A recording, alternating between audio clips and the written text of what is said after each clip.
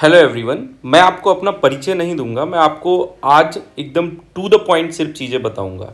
देखो, exam date railway group D की आ चुकी है। आप सभी जानते हैं कि 17 नवंबर से एग्ज़ाम है। ठीक है, टू द पॉइंट हम लोग सारी चीज़ें बात करेंगे। हर एक चीज़ मैं आपसे डिस्कस करूंगा, सारे सिलेबस के बारे में, point wise, maths, reasoning, current affair कैसे पढ़ेंगे, हर एक चीज़ के बारे में अभी डिस्कस करेंगे।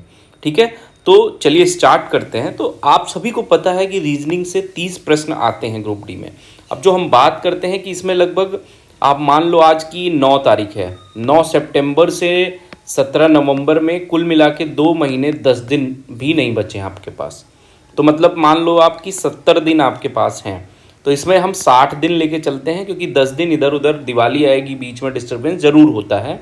जिसका ना हो वो बहुत अच्छा है। अब इसमें क्या देखना है आपको कि रीजनिंग में 30 प्रश्न आते हैं, मैथ्स में 25 प्रश्न आते हैं, साइंस के 25 प्रश्न और जनरल अवेयरनेस के 20 क्वेश्चन। ये चीज़ें आपको पता होनी चाहिए और आपके दीवार पे चिपकी होनी चाहिए। आपका जो टारगेट होना चाहिए, अगर आप यूआर से बिलोंग करते हैं तो 85, अदर किसी भी कैटेगरी से बिलोंग करते हैं तब भी आपका टारगेट यही होना चाहिए।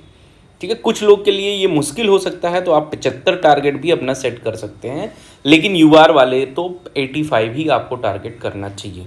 ठीक है, अब चलिए एक एक चीज़ कि कितने, कौन से टॉपिक से कितना क्वेश्चन आता है, उस टॉपिक को कैसे कवर करें और बचे हुए 2 महीने में रिवीजन कैसे करें। जो सबसे इंपॉर्टेंट है कि रिवीजन कैसे करें और मॉक कहाँ से और कितने मॉक दें, सब चीज़ों पे हम बात करेंगे। ठीक है, चलिए स्टार्ट करते हैं। सबसे पहले हम साइंस की बात करें। देखो, जो ग्रुप डी का एग्ज़ाम होता है उसमें साइंस बहुत ही मेन भूमिका निभाता है। ठीक है, अब 25 में से आपको 20 मार्क्स तो लाने ही लाने हैं, और ये आराम से लाए जा सकते हैं अगर आप टू द पॉइंट और ये जान लें कि क्या पढ़ना है और क्या नहीं पढ़ना है। देखो, कंपटीशन में क्वालिफाई होने के लिए 2 चीज़ें जाननी है, क्या पढ़ना है और क्या नहीं पढ़ना है। तो देखो, इसमें मैं क्या क्या चीज़ें आपको बताऊंगा एनसीईआरटी के साथ साथ, कि कौन से चैप्टर एनसीईआरटी में कहाँ पे है, वो चीज़ें मैं आपको बताऊंगा और उसके साथ कैसे कवर करना है। तो सबसे पहले देखो, अब वो ज़माना गया जब हम बेसिक सा पढ़ते थे कि कार्य की इकाई क्या होती है। थोड़ा सा स्ट्रॉन्ग क्वेश्चन आ रहे हैं, थोड़ा सा घुमा फिरा के क्वेश्चन पूछ रहा है। तो सबसे पहले जो भी कॉन्सेप्ट आप पढ़िए, मान लीजिए आप 10 चैप्टर ही पढ़ते हैं, लेकिन उसके कॉन्सेप्ट अच्छे से पढ़ लीजिए।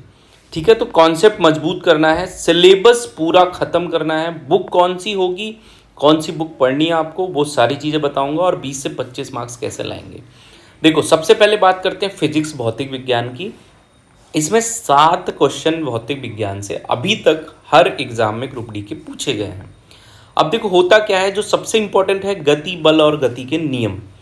ये चैप्टर समझ लो कि कम से कम आपके 2 क्वेश्चन ये चैप्टर अकेले कवर करता है, आप ये समझ लो। ये चैप्टर आपको एनसीईआरटी में कहाँ से मिलेगा, ये मिलेगा क्लास 9th का 8वां 9वां चैप्टर जो है वो आपको एनसीईआरटी में ये चैप्टर आपको देखने को मिल जाएगा। कार्य, ऊर्जा और शक्ति जो है ये क्लास 11th में 11वां क्लास 9th का 11वां चैप्टर है। गुरुत्वाकर्षण भी क्लास 9th का 10th चैप्टर है। इसी तरीके से ये सारे चैप्टर हैं। आप सोचो, जो देखोगे ना कि इसमें कुल मिला के अगर आप देखोगे तो 9 चैप्टर हैं। कितने चैप्टर हैं? 9 चैप्टर, और मार्क्स आपके बन रहे हैं 7। तो आप इसमें से किसी भी चैप्टर को नहीं छोड़ सकते। अब इम्पोर्टेंस किसको देना है? जो स्टार्टिंग के चैप्टर हैं इनको आप यहाँ तक या यहाँ तक सबसे पहले पढ़िए। उसके बाद अगर टाइम बचता है तो फिर आप मैग्नेटिज्म और चुंबकीय प्रभाव वाले क्वेश्चन पढ़िए। जो लोग आर्ट बैकग्राउंड होंगे उनको थोड़ा सा ये टफ भी लगेगा, लेकिन यहाँ तक तो आपको पढ़ना ही पढ़ना है। उसके साथ साथ न्यूमेरिकल्स भी करना है, जिसकी सीरीज़ मैंने ऑलरेडी स्टार्ट करी है। आप मेरे टेलीग्राम चैनल से जुड़िए और चैनल को सब्सक्राइब करिए। हम लोग जितने भी ग्रुप डी में न्यूमेरिकल आए हैं वो सारे न्यूमेरिकल हम लोग करेंगे। ये बात हो गई फिजिक्स की। अगली बात, केमिस्ट्री में 10 क्वेश्चन आते हैं। अब समझो, केमिस्ट्री का जो लेवल है ना वो अब दिन ब दिन बढ़ा है। अभी आप देखेंगे जो अभी अंडर ग्रेजुएट का एग्ज़ाम हो रहा है या ग्रेजुएट वाले एग्ज़ाम हो रहे हैं, उसमें केमिस्ट्री के थोड़े न्यूमेरिकल टाइप के क्वेश्चन आ रहे हैं। अब 10 क्वेश्चन है और चैप्टर इसमें आप देखेंगे तो बहुत कम ही चैप्टर इसमें भी मैंने एनसीईआरटी के दे दिए हैं, कि जैसे मेटल एंड नॉन मेटल है, ये 10th का चैप्टर 3 है और 8th का चैप्टर 4 में भी है। इस तरीके से एटॉमिक स्ट्रक्चर का मैंने ऑलरेडी एनसीईआरटी की वीडियो अपलोड कर रखी है अपने चैनल पे, जिसको आप प्लेलिस्ट में जाके देख सकते हैं। क्लास 9 का चैप्टर 4 है। तो मैटर्स वाला ये भी मैंने अपलोड कर रखा है चैप्टर 1। तो आप सोचो 10 क्वेश्चन, और न्यूमेरिकल्स भी मैंने कराए हैं जो भी क्वेश्चंस हैं। तो ये सारे 10 क्वेश्चन 10 चैप्टर मतलब 10 क्वेश्चन इन सारे चैप्टर से आपको मिलेंगे। आगे पीरियडिक टेबल कुछ लोग कह रहे हैं नहीं पढ़ना है, लेकिन देखो भाई अभी जो भी एग्जाम हुए सब में पीरियडिक टेबल से क्वेश्चन आए हैं, तो मेरा ये मानना है कि अगर ये सब पढ़ लें तो आप पीरियडिक टेबल भी पढ़ के जाइए। आगे बात करते हैं बायोलॉजी की। तो बायोलॉजी में देखो 8 क्वेश्चन आ रहे हैं। इस समय बायोलॉजी का क्वेश्चन थोड़ा घटा है, और जो क्वेश्चन आ रहे हैं उनका लेवल फिर मैं वही कहूँगा बढ़ा है।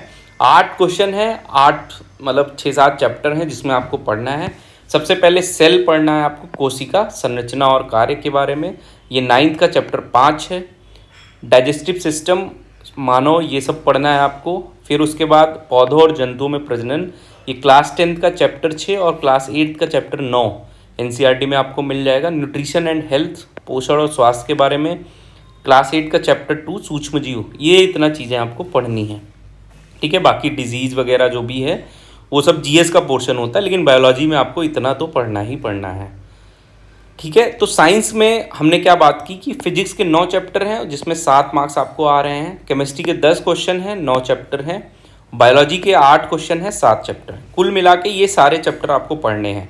अभी तक नहीं पढ़े हैं तब भी आप एक महीने में ये ख़त्म कर सकते हैं। 9, 10, 19, 8, 27 चैप्टर आप एक महीने में अगर एक चैप्टर पढ़ेंगे तो ख़त्म कर सकते हैं। सबसे ज़रूरी बात, कॉन्सेप्ट ज़रूर सीखिए और नोट्स बनाइए। नोट्स अगर नहीं बना है, अगर बना है तो रिवाइज करिए, और नहीं बनाए हैं तो जो भी क्वेश्चन आपको मॉक में फंस रहे हैं या नए क्वेश्चन मिल रहे हैं उनको उसी नोट्स में लिखते जाइए, ठीक है। फॉर्मूला रिवाइज करिए रोज, और प्रीवियस ईयर के क्वेश्चन दीजिए और मॉक लगाइए। ये हो गया साइंस की बात। आगे बात करते हैं रीजनिंग में। देखो भाई, रीजनिंग को हम लोग हल्के में ले लेते हैं, लेकिन मेरा मानना है कि यही आपका सिलेक्शन दिलाएगा। कैसे दिलाएगा? मान लो आप साइंस में 2-3 क्वेश्चन गलत करते हैं, लेकिन यहाँ 30 में 30 क्वेश्चन पाते हैं, और कोई दूसरा बच्चा है जो साइंस में पूरा सही करता है लेकिन यहाँ 25 पाता है, तो आपका सिलेक्शन होगा, ना कि उसका सिलेक्शन होगा।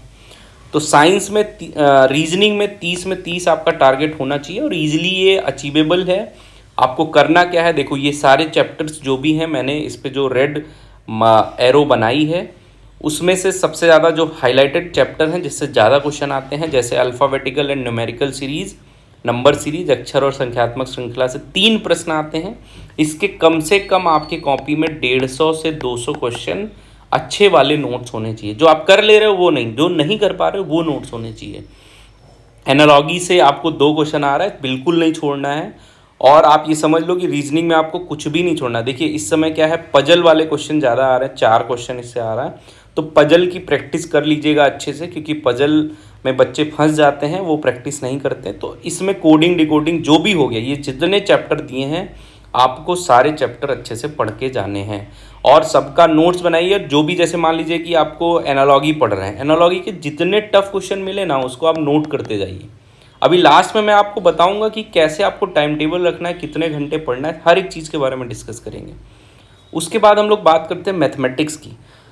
अब मैथमेटिक्स में क्या है, आप 25 में 25 लाना जो है थोड़ा सा टफ है कुछ लोगों के लिए, लेकिन बहुत सारे लोगों के लिए जो आप एसएससी की तैयारी कर रहे होंगे, आरआरबी एनटीपीसी की तैयारी कर रहे होंगे, उनके लिए टफ नहीं होता है।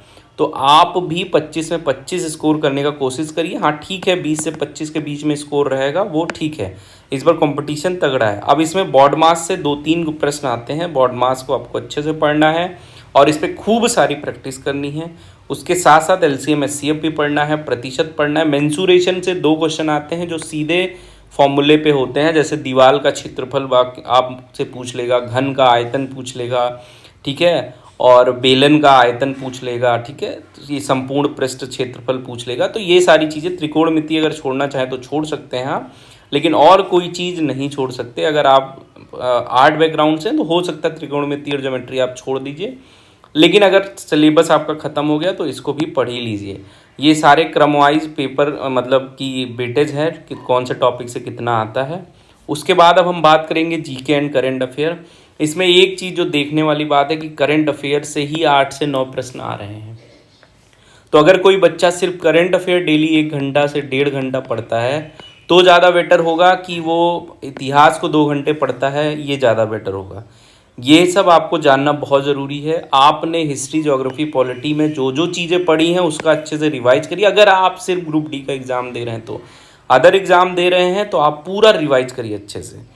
लेकिन करंट अफेयर आपको कैसे पढ़ना है, पिछले 1 साल का करंट अफेयर, अक्टूबर से पहले का करंट अफेयर पूरा आपको पढ़ लेना है, या अक्टूबर तक पूरा करंट अफेयर 1 साल का आपको पढ़ लेना है।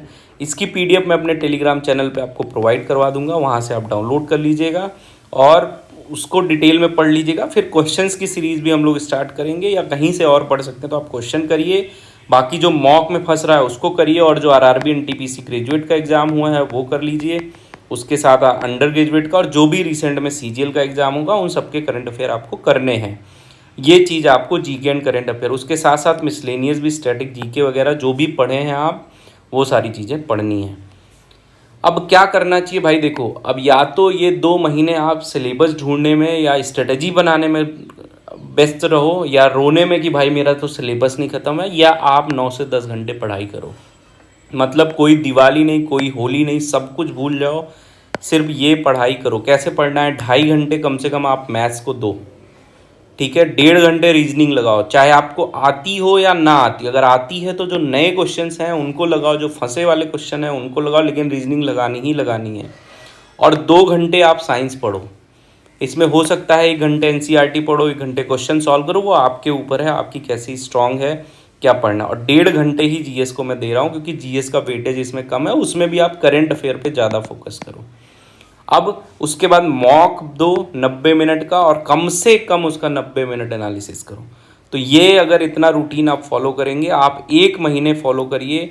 अगर सिलेबस नहीं ख़त्म हुआ तो सिलेबस ख़त्म करिए, सिलेबस ख़त्म हो गया तो रिवीजन के साथ साथ भी ये सारी चीज़ें करिए, आपका सिलेक्शन 100% होगा, ठीक है। बाकी अगर वीडियो अच्छी लगी हो तो चैनल सब्सक्राइब करिए और टेलीग्राम से जुड़िए, हम लोग जो भी चीज़ें होगी सब कुछ डिस्कस करेंगे।